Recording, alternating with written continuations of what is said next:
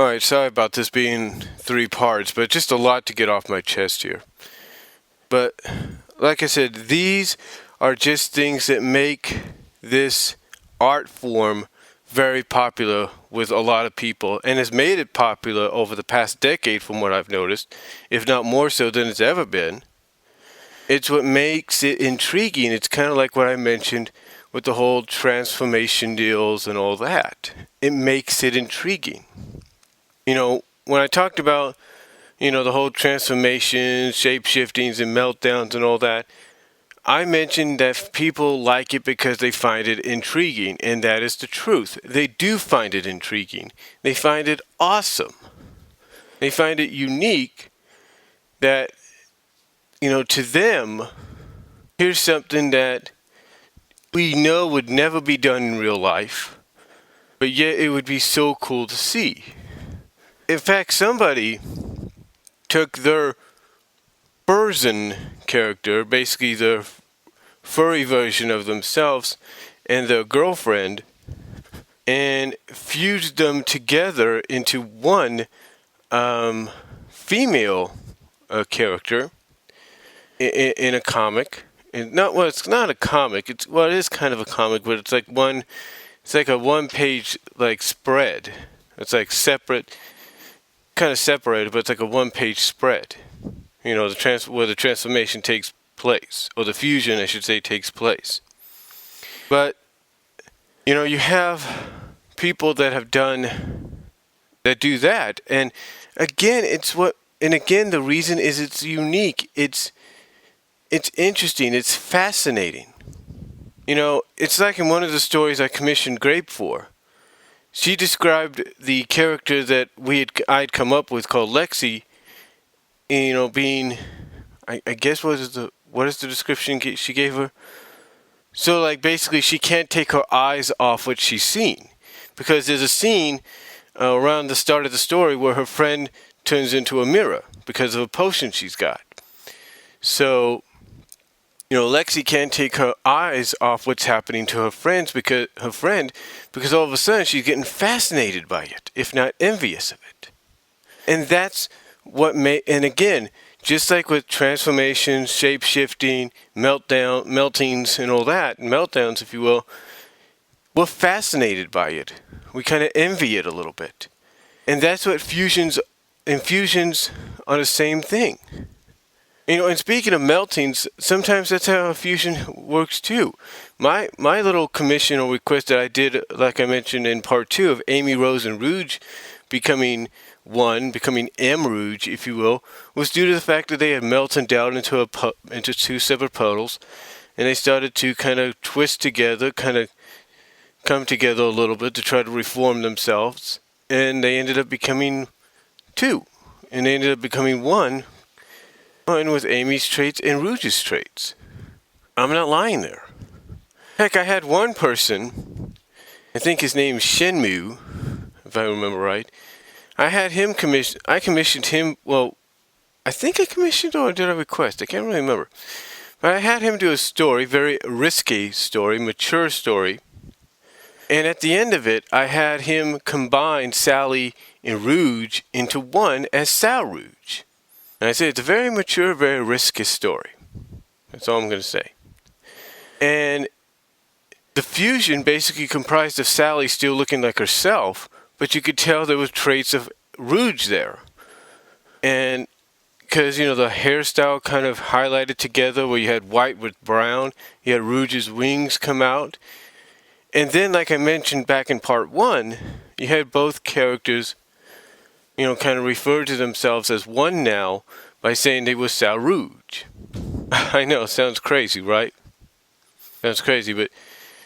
And again, now I will say this, that wasn't a melting deal. It did have melting in it, but that's not how they fused together. All I'm gonna say it's a very risky, very mature way they did it. So, that's all I'm gonna say there. But that was like years ago. And I mean years ago. And like I said, like I was saying, the meltings also are are also somewhat in the fusion category as well, along with absorbing. Because I don't know how many comics gone in that direction. I don't know how many animes or Western animations have done it. But I've noticed in fan fiction writing, in fan artwork, and fan web comics and all that sometimes when characters melt down into puddles, they end up fusing together. The only way they can get back to normal is to fuse together to become one. And that does happen. I've seen it in some of the fan comics by Doodly Dude and a few others. I think Kai has done it. I think Kai has done it and all that. Caboozle, I don't know if Caboozle did it or not. I know Idle Monkey in a sense has done it. So it does happen. It has happened. And like I said, it has happened. And like I said, even in written work it's happened. 93 Mickey did a commission for me not that long ago. We had one character melt down into a puddle and then evaporate into a cloud and then rain on top of her best friend. And then her best friend, as she's raining upon her, decides to make the most out of it, decides to make the most fun out of it by pretending to be the wicked witch and melt into a puddle. And then as they melt together, then as they become a puddle, basically melted together, they reform into a new being that, again, go back to part one, where the minds basically become one, become the mind of the new entity, if you will. And they're just resting in the background, or they're just, like I said, the minds are combined together. I know it sounds confusing.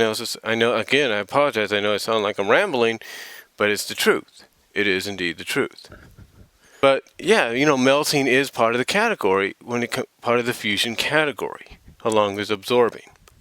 But again, as I mentioned, and I know I sound like I'm a broken record when I repeat myself in saying it, but it goes back to when I talked about the whole shape-shifting, transformations, melting deal, and how fans are fascinated by that. They're fascinated by that because it intrigues them. It's like the character in my commission by Grape. We get fascinated. Like she started to get fascinated by her friend's transformation into a mirror. We get fascinated by this kind of stuff. We can't keep our eyes off it. We are intrigued by it. We're kind of envious of it. Because we know in real life this stuff can't really happen, even though we would love for it to happen. So, me, that's basically what, fusions slash mergings, basically why people are fans of the fusion slash mergings, in art and in written work, in artwork and written works. That is why they're fans of it, because it fascinates them. It intrigues them. It makes them want to see more and more and more and more, because they can't get enough. So, to me, that's just my take on it. And I know I split this into 3 parts, and I apologize for that. But it's just, I had to get a lot off my mind, folks. Just a lot off my mind, especially before I end up going to work today for a split shift. But, like I said, I just had to get this off my mind, off my chest, because, it's something that I've seen get used a lot more at places like DA and FA and SF and Inka Bunny and fan fiction.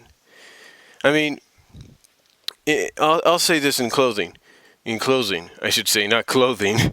I'm sorry. But in closing, I'll say this. There is one person at fanfiction called Chaotic Lover. And he sort of goes down the fusion aspect merging deal as well. Fusion, merging, absorbing deal as well. He goes down that aspect. He goes down that road.